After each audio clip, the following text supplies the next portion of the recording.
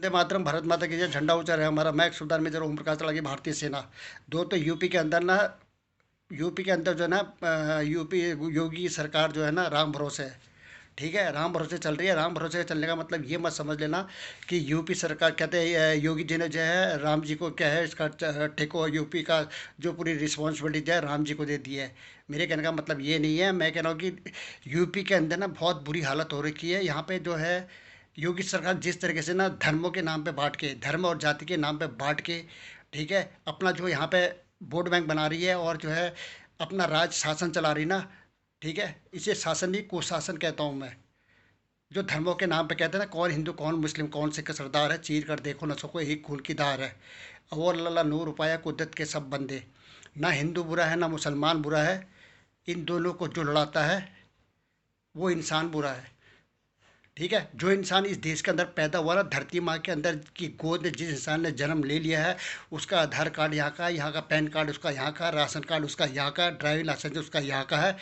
ठीक है, जन्म प्रमाण पत्र उसका यहाँ का है, जिसमें इंडिया लगा तिरंगा उसके अंदर छपा हुआ है। तो यार वो कैसे विदे बाहर का हो गया है? किस तरीके से हम लोग उनको परेशान कर सकते, टॉर्चर कर सकते हैं, किस तरह से उनको परेशान कर सकते हैं।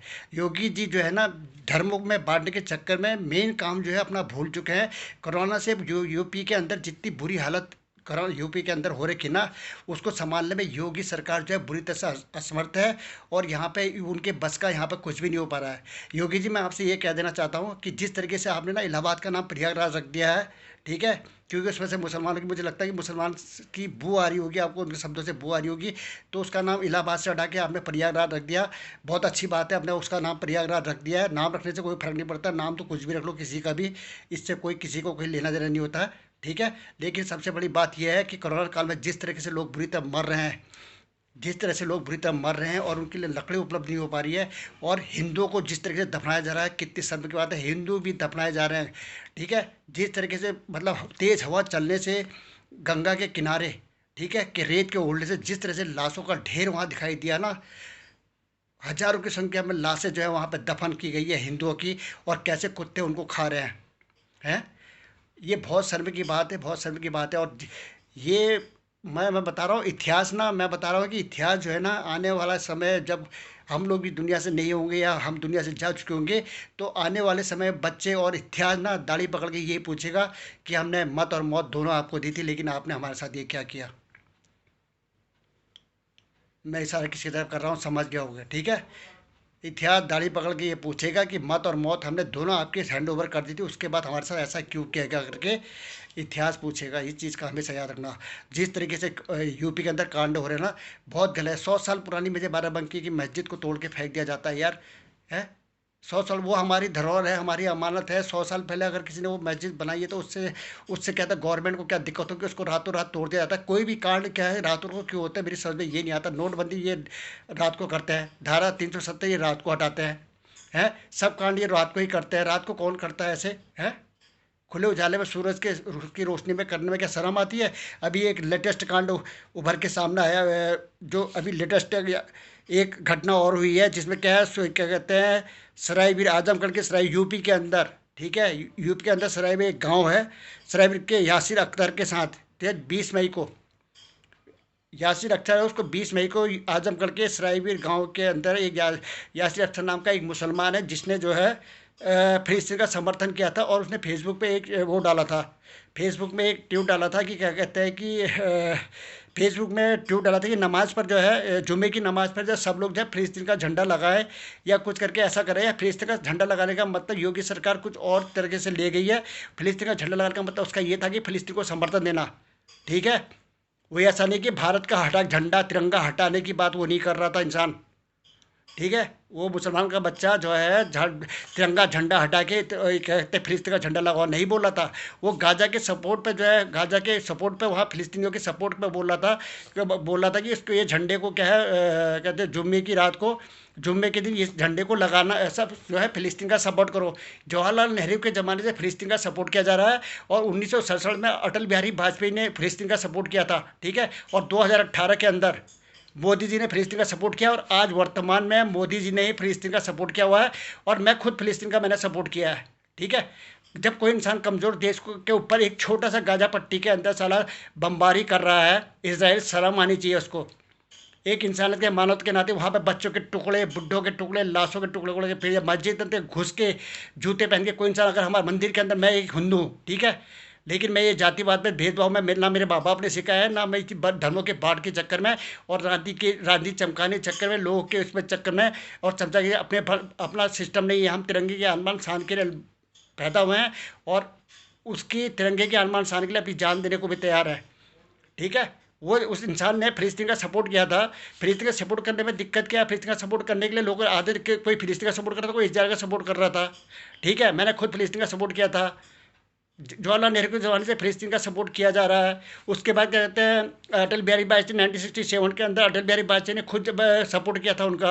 उसका 2018 में मोदी जी ने सपोर्ट किया था, ठीक है। और उसको जेल के अंदर डाल दिया गया और उसमें धारा ये लगा दिया, वहाँ के जो एसपी सुधीर कुमार सिंह है आजमगढ़ के, ठीक है, उन्होंने ये बोला कि 20 मई को जुम्मे की नमाज पर उसने जो है भीड़ इकट्ठा करने की कोशिश करी थी और लोगों को कहा था कि कहते कि झंडा चढ़ा। अरे अपने फिर झंडा लगाने का मतलब ये था कि अपने में उसमें एक प्रकार का सपोर्ट करना था, ना कि ये था। और उठा के बिल्कुल उसको ऐसा उठा के ले गए जैसे कि वो जो है पाकिस्तान का सबसे बड़ा जासूस बन के यहाँ पे आया था, फिलिस्तीन का सबसे बड़ा जासूस बन के यहाँ पे आया होगा। योगी जी शर्म आनी चाहिए। मैं कह रहा हूँ कि आप ये धर्मों के नाम पे बांटने की कोशिश मत करें आप इस चीज़ को, ठीक है। यहाँ पे लोगों की हत्या हो जाती है। अभी आज ही की बात है, आज ही की बात है, एक सरपंच को जो है आज लेटेस्ट खबर है, सरपंच को जो है उन्होंने एक सरपंच को जो है गोली मारकर उसकी जो है ना, सॉरी, ये कहते हैं, हाँ, सरपंच की जो है गोली मारकर हत्या कर दी गई है, ठीक है। और ये बहुत ही गलत, मतलब ऐसा कौन करता है बताइए आप। मैं आपको बताता हूँ, एक सेकंड में आपका लेता हूँ, ठीक है।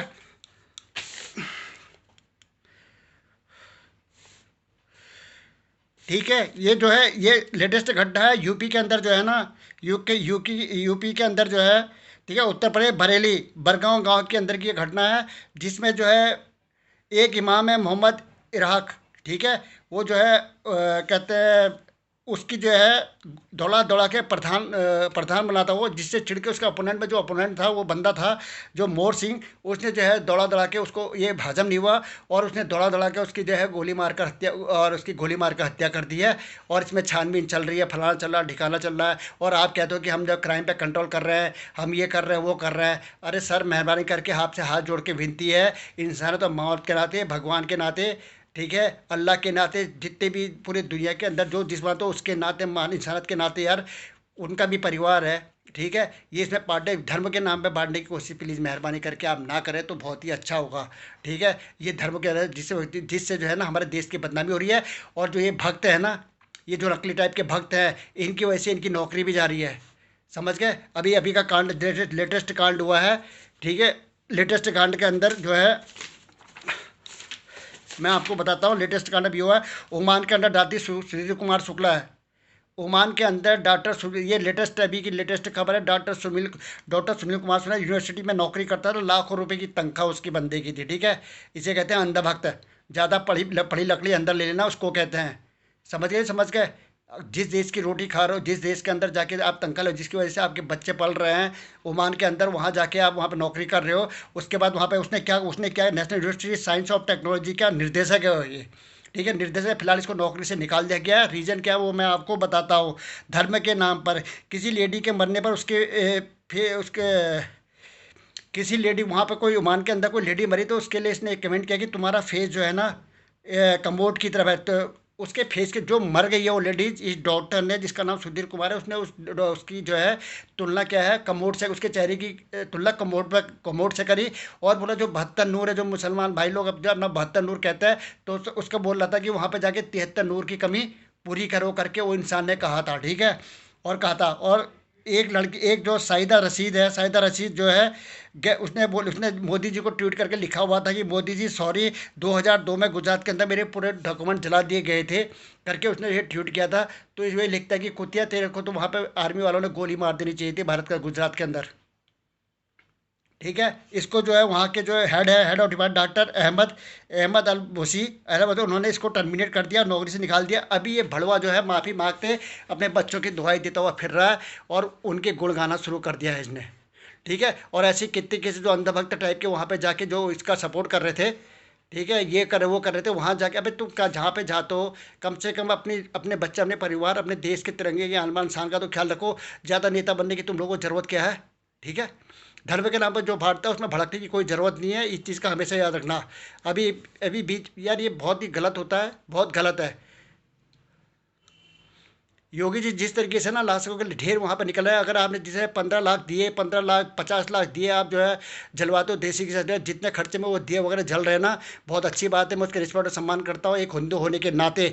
लेकिन अगर मेहरबानी करके अगर कुछ पैसे आप उन्हें वेंटिलेटर ऑक्सीजन में और कहते हैं रेडिस वगैरह खरीदने में लगा दिए होते ना, जिस तरीके से पूरे देश की जो है कहते हैं पूरे देश के इंजेक्शन बाहर जो विदेशों में कहते हैं मदद के लिए भेज दिए गए, और हमारे लिए अपने यहाँ के लोगों के लिए कुछ भी नहीं रखा गया, जिसकी वजह से लाखों लोग क्या है दुनिया से रुखसत कर गए हैं। ठीक है, उनकी जगह अगर यूपी के अंदर अच्छी व्यवस्था कर ली होती, वेंटिलेटर की अच्छी व्यवस्था कर ली होती, आईसीयू की अच्छी व्यवस्था कर ली, अच्छे हॉस्पिटल कर लिए होते, डॉक्टर के पीछे टीम लगाई होती, जो क्या कहते हैं इनका जो है सही तरीके से इलाज नहीं कर रहे हैं, और एक्सीडेंट की कालाबाजारी रोकी होती, ये काम में आगा अगर तदबीर से सही तरीके से जो काम आपका मुद्दा था कोरोना काल में वो करना था, वो आपने नहीं किया, जिसकी वजह से लाशें जो है हिंदुओं की लाशें भी दफनाने की जलाने की बजाय लकड़ी नहीं मिल पाई, इतनी लाशें हो गई कि गंगा किनारे दफनानी पड़ी, और रेत के एक झोंके में पूरी लाशें बाहर आ गई जिनको कुत्ते खा रहे थे। ठीक है,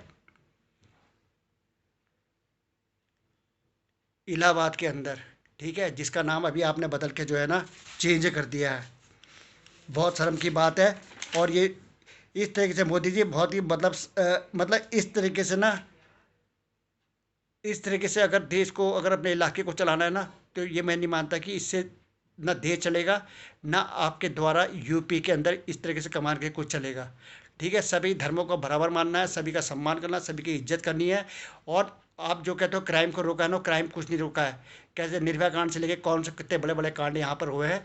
ठीक है, अभी तक अच्छे अच्छे कांडों की भी कोई वो नहीं होती है, खुलेआम यहाँ पर कोई डरता ही नहीं है यार, खुलेआम गोली मार दी जा रही है, दौड़ा दौड़ा के उस बंदे को जो है मार दिया गया है। यहाँ पे क्या कानून मिलता, किस तरीके से कानून के जो है पालन किया जा रहा है, और ये गलत है, बहुत ही शर्मसार घटना है। और मैं ये कहता हूँ कि ना इस देश के अंदर जो है ना, जो धर्मों पे बांट कर जो ये कार्रवाई की जा रही है, ये बहुत गलत किया जा रहा है। पुलवामा हमले के बाद जो टर्नी पॉइंट लिया हुआ है ना, ठीक है, टर्नी पॉइंट लिया था, ये पुलवामा हमले के बाद जो जवान शहीद हुए ना, ठीक है, उनकी आत्मा भी आप लोगों को झंझोरेगी और आपसे हिसाब मांगेगी अपनी मौत का, अपने शहीद शहादत का हिसाब मांगेगी।